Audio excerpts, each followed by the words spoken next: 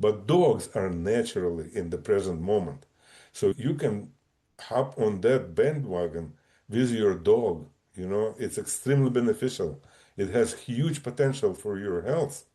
So when dog is sniffing something, the dog is interested. So it's interesting. What is the dog interested? Let's say we don't see what it is. It's a smell. We don't see it, but we can look, we can notice things. It brings us into the moment of now. You're listening to the Soul Touched by Dogs podcast, the show for dog lovers who see dogs not as toys or tools, but wise souls worth our respect and care. I'm Anke Herman, and I'm your host. Hello and welcome, Michael. I'm super excited to have you here. Thank you. Yeah, likewise. Same here. Well, I really look forward to this conversation because I've never had anybody around a similar topic before. So this is going to be very enlightening. And I'm not going to tease people much longer. So let people know where in this lovely world you're based and what's your business with dogs. Well, I'm in San Francisco Bay Area.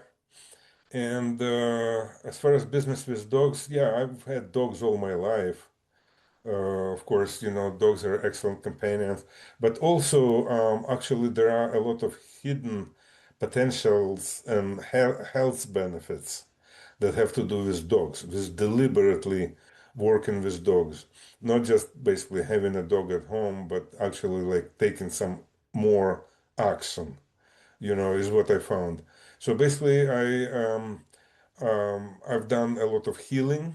I'm a healer, starting around 1987. So for many years, I did research in that area, and I've done a lot of healing.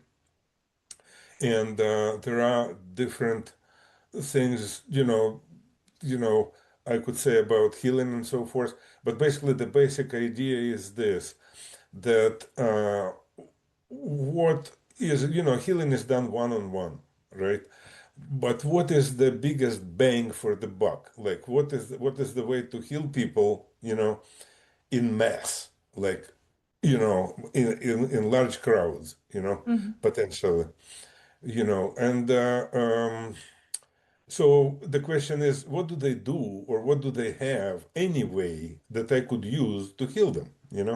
Like for example, walking. Walking is an excellent form of meditation, and it can be turned in absolutely, you know, a healing process. Absolutely, definitely, But not everybody walks, and not everybody even likes the idea of meditation and stuff like that, and they consider it like whatever. So so I kept kind of looking at different things, and one thing that stood out is a dog. Many people have dogs. Like actually, millions and millions of people have dogs. In the United States, I read somewhere there are 80 million dogs in the United States. And that's more people than in some countries.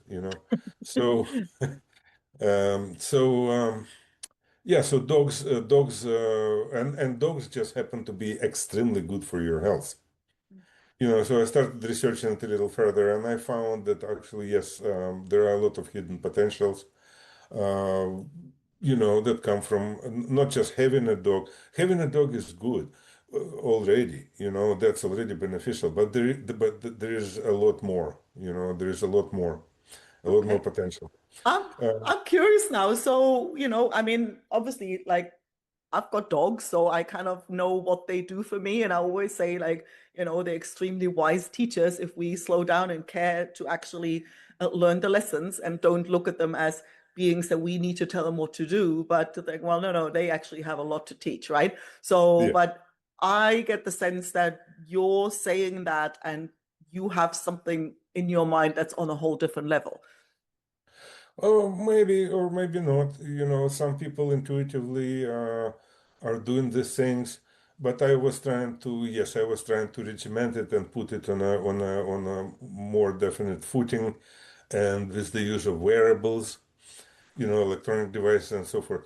But basically, the concept is this, that we tend to create, in the best case scenario, for those of us who really kind of intuitively doing what they're supposed to be doing, we create a cocoon, like an envelope with a dog, an environment between a human and a dog, which is extremely healing. It has healing power, which I call a cocoon. Basically, it's an energy system where you resonate with your dog and you amplify with each other. When your emotions and so forth bounce against the dog, they amplify and you get them back amplified, and they bounce off of you and your dog gets them amplified, and both get completely happy. And many things happen health-wise. And so that cocoon is an energy system and it can be created or it doesn't have to be created. Let's say, for example, I'm looking at people walking their dogs because I notice these things now. Uh, you know, about like 7 out of 10 at least are looking at their phone. They're stuck in their phone. They absolutely, this very minute, have to know what Trump said about what, or what Kanye West said about something. I don't know.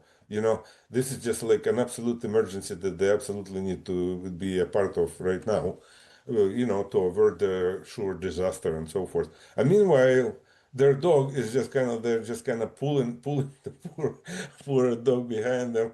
Dog doesn't have a time to sniff or do anything.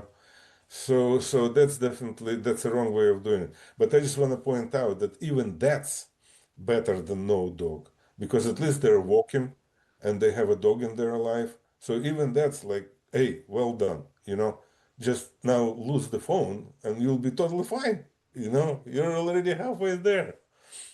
But anyway, so I came up with some rituals and procedures and, like I said, wearables and so forth to synchronize a dog with their owner.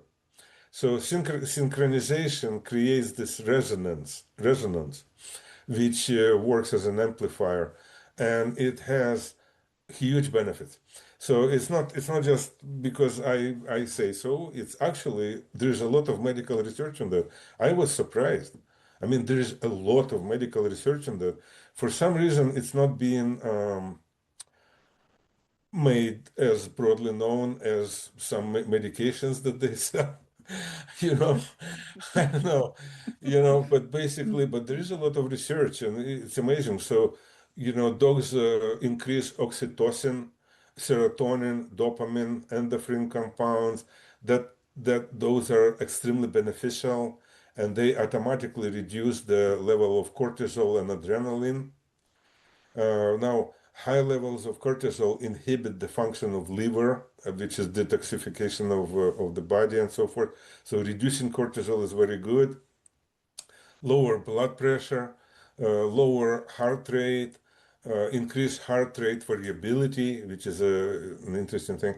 Better emotional regulations, improved mood, better sleep, improved focus, improved immune function. Now, the immune function is actually very interesting because there are basically some reports that having a dog reduces the chance of cancer and Mm, affects the growth of what you call them, tumors, and so forth. Reduced inflammation. Inflammation is also a function of an immune system. So dogs affect immune system.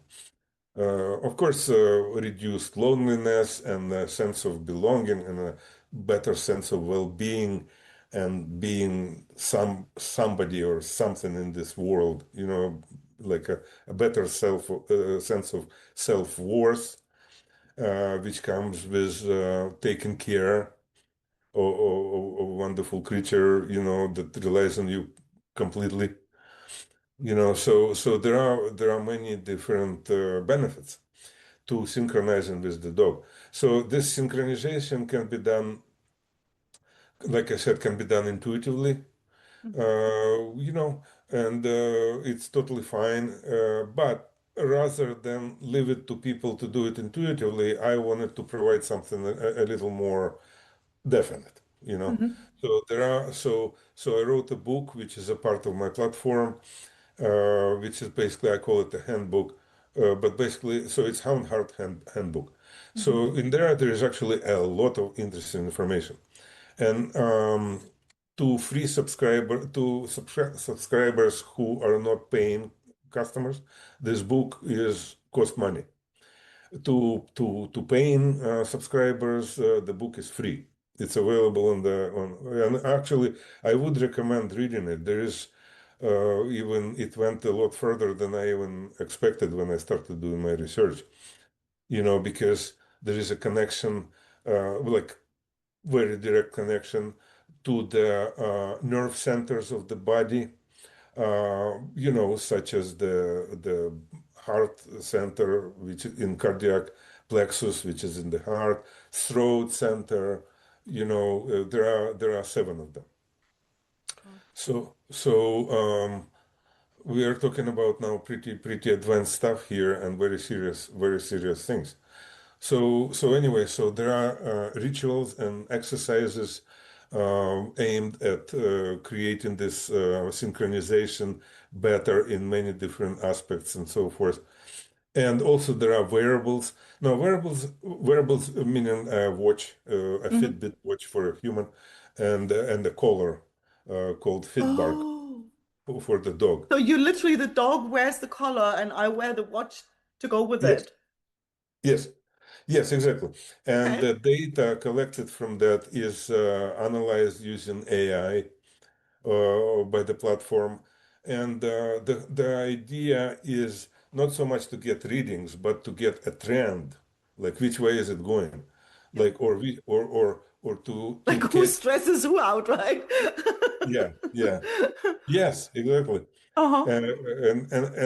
And catch sudden drops, emergency kind of situations when the platform basically suggests some kind of treatment for you, which is, of course, the only solution we have here is the dog. So it's not going to suggest you to take painkillers or anything Yeah. like that. It's always about the dog. It's always Mm. about the dog. That's the remedy. But some of the things that the dogs can do for you are a lot stronger and better than any drugs that you can take. So yeah, Mhm. so that's kind of that. But that's our tool is the dog. So how does So the yeah, synchronization, like say that, like if I'm imagining, like I'm just looking down here because one of my dogs is down there. So, like if she wears a collar and I wear the watch, so we basically, I mean, it doesn't kind of synchronize us or does, because I'm just thinking like if I'm all kind of worried about something and freaked out, I don't want to dump that onto my dog. right. Well, you're not connected to the dog, so you're both connected to the phone, basically Yeah. to the platform, to the app. You're both connected to the app, but the data, the readings are analyzed. Hmm. So your synchronization can be guided better, you know. Okay. But it's not like you're connected to each other. And also So, wearables are so, not. so I don't have a button to go like, like release the stress and the poor dog gets it all. So that's Yeah, not how yeah, it yeah. works, right? So we No, no, no, basically no. both have our state of mind, our state of being, and then it analyzes the data and then it says, well, you better take that dog out to a sniff walk because you need to calm down too. Or like Yeah, what kind of recommendations or like how does it, or maybe my dog is stressed out, doesn't have to be me, right? So if I get a rescue dog or my dog has like had some scary experience, maybe the dog's freaked out. yeah. Yes, this is a perfect use. Yes, you can calm down your dog through synchronization by being calm. There is a so now we are talking about the cardiac plexus, which is the heart Mm. nerve center in the body. You know, so, for example, you can do an exercise, which is one of the exercises in the book.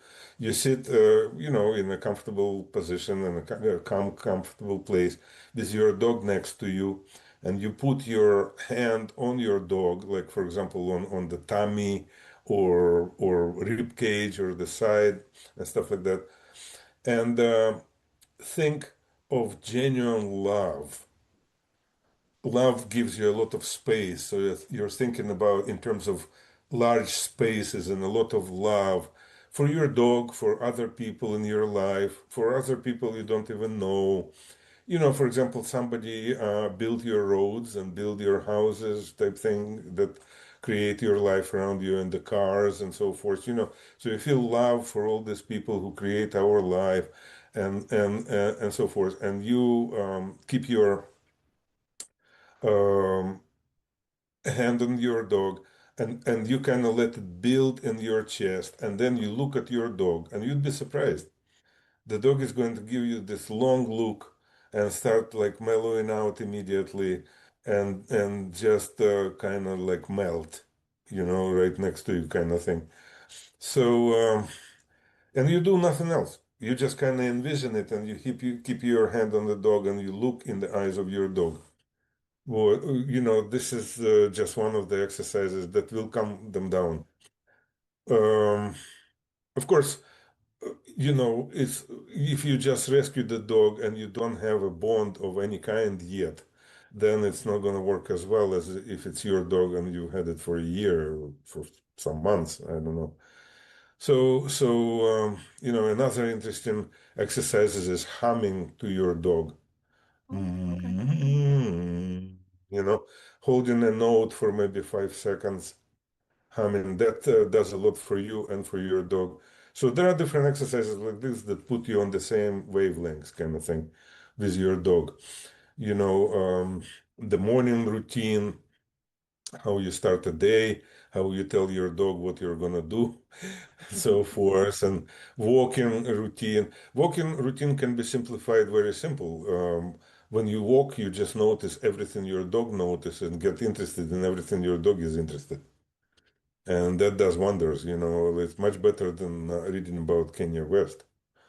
So, I mean, that is actually, it's interesting. And I love you saying that because when I first had my first dog, right, I instinctively, that's how I thought a dog walk should be, right? I always thought like, it's your walk, right? If you want to sniff there, then we're just going to wait and sniff there, right?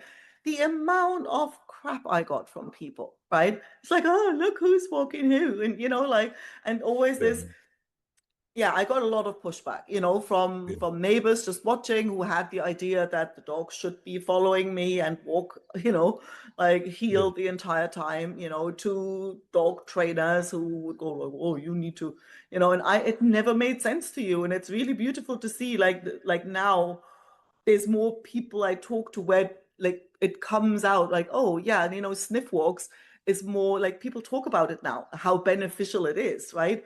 And I'm like, yeah, yeah, that it's kind of nice to kind of see that we don't have to battle, other people's opinion, and do it anyway, and that it's actually the right thing to do from the start. So it makes so much sense, and it works.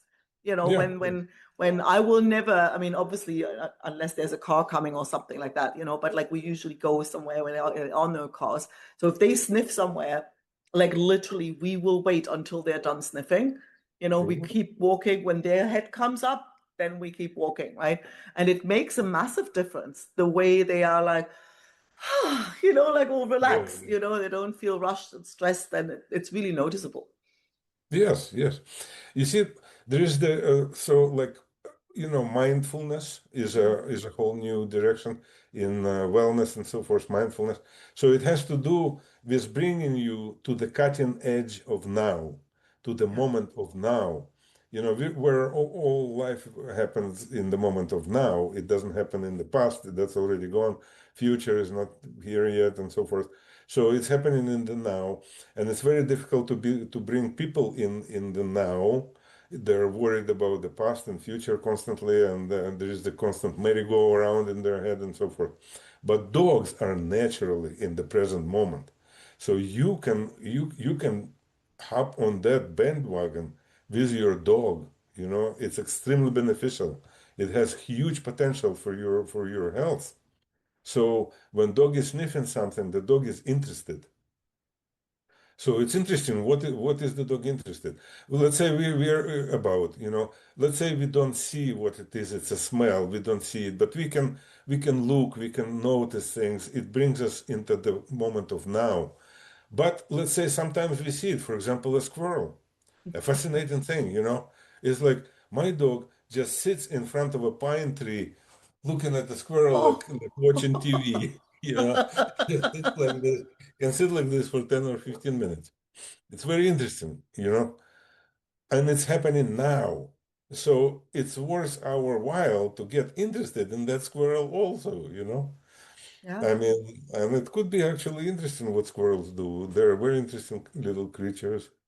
But anyway, not just squirrels, but basically whatever the dog is interested in is right now. And for us, it's beneficial to pay attention. Yeah. I mean, that makes all the sense in the world. Actually, I got a recommendation from a podcast guest once where, I had like my big girl, she was, she's a guard dog, right? So when there's somebody kind of out of the door, like she goes out and barks, right? And so I asked her, like, is there something I can do, right? That will not crush her spirit, or I don't want to have to like bring her in, like, and she goes, well, go out and sit next to her, and I mean, it was funny because like her reaction was like, what are you doing here? So it was quite funny, but it was also literally crouching down to her height and being like literally next to her was like, oh, because it's so easy for me to sit inside and think, what are you barking at? Nothing, right? But Yeah. when I'm actually out there sitting next to her, it was incredible. Because then everything's quiet, and then you hear some dog barking somewhere, and you hear some cats fighting, who knows where, and you hear like an ambulance that's who knows. But it's like, God, like it's not as quiet. It's not nothing, right? Just Yeah, because yeah, I can't perceive it doesn't mean it's true. But it's also when I think back of this moment, like, when I did that, oh yeah, you're like 100% in the here and now for sure. Yeah. yeah. And it has health implications for you as well.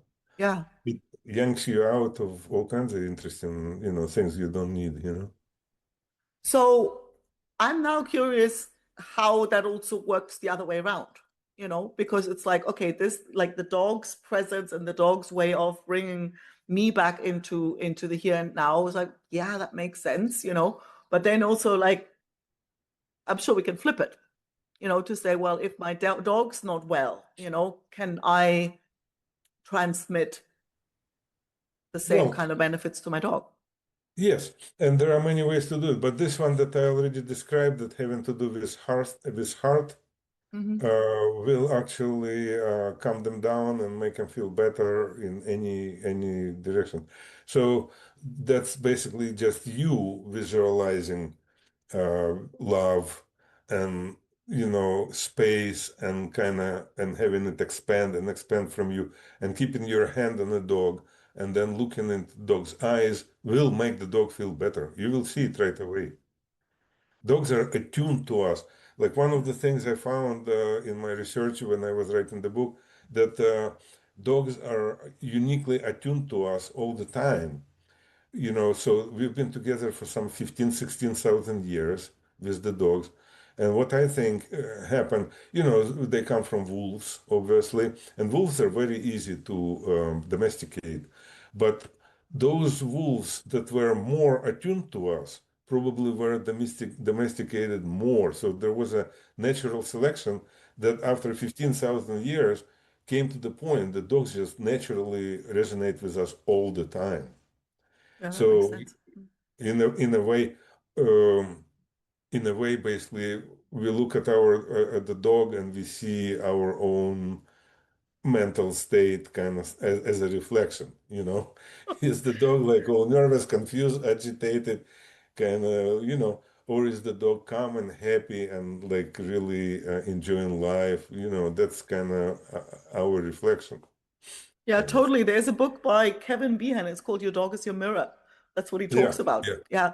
And so there was even, and one of the examples that I remember, it was quite funny, was there was somebody who said, oh, my dog doesn't like children, right? So, he's good with other dogs and grown-ups, but then there's children, he gets all kind of narky.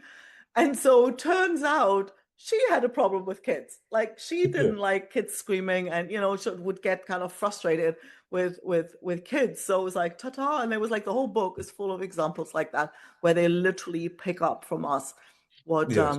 what's going on. Yeah. Yeah, Yeah. yeah, So, so that's the basic concept of Hound Heart, that we can use it for healing. That's kind of yeah, the main concept, and there is a lot more to it than meets the eye.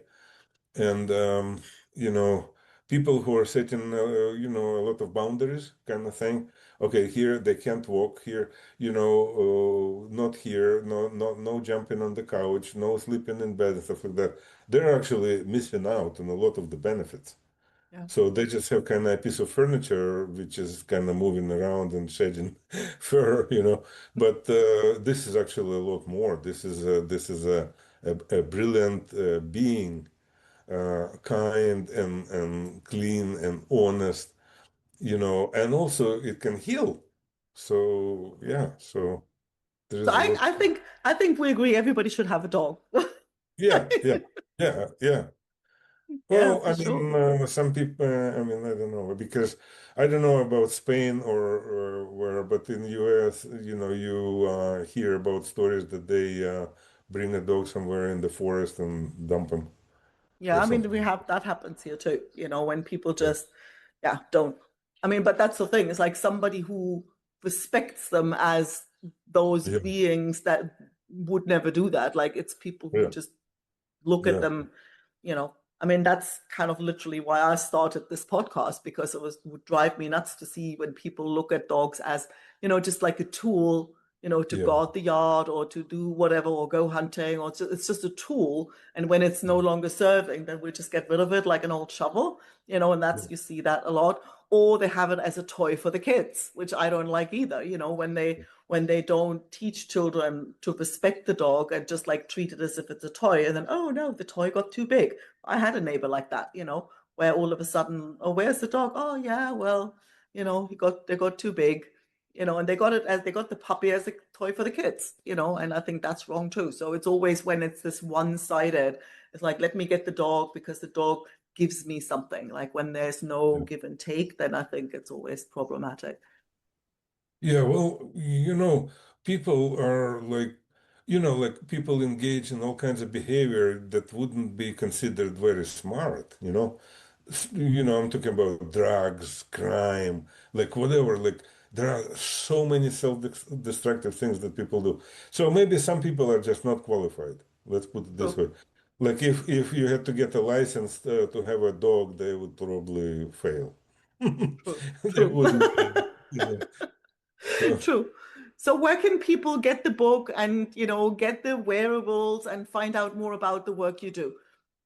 Well, the wearables are not mine. They're Fitbit and Fitbart, so Hmm, they're available on the market. good. But they're also available through my platform, the website, which is houndheartwellness.com. Houndheartwellness.com. I answer any emails and messages and so forth. I answer everything myself because it's not that I'm getting millions of them. Whatever traffic I get, I handle personally.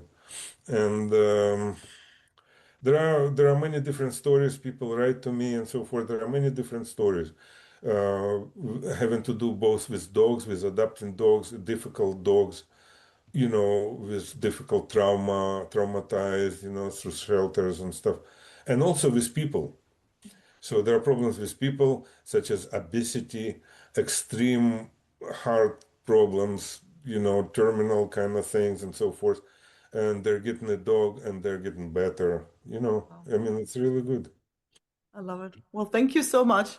It was Yeah, thank really you. interesting because I like don't think of it, and I love how you sort of came to researching all of that. So it's very, very really fascinating. So thank you for coming and thank you for sharing all of this. Yeah, thank you, Anke. Thank you. It's my pleasure. My pleasure. Thanks so much for listening. If you enjoyed the episode, don't forget to subscribe and leave a review so other dog lovers can find the show. Head over to soultouchedbydogs.com and sign up for the weekly treat. Tips, recommendations, and personal stories to warm your dog-loving heart. And if you know a awesome human you think I should interview, I'd love an introduction. Email me at Anke, that's ANKE, @soultouchedbydogs.com.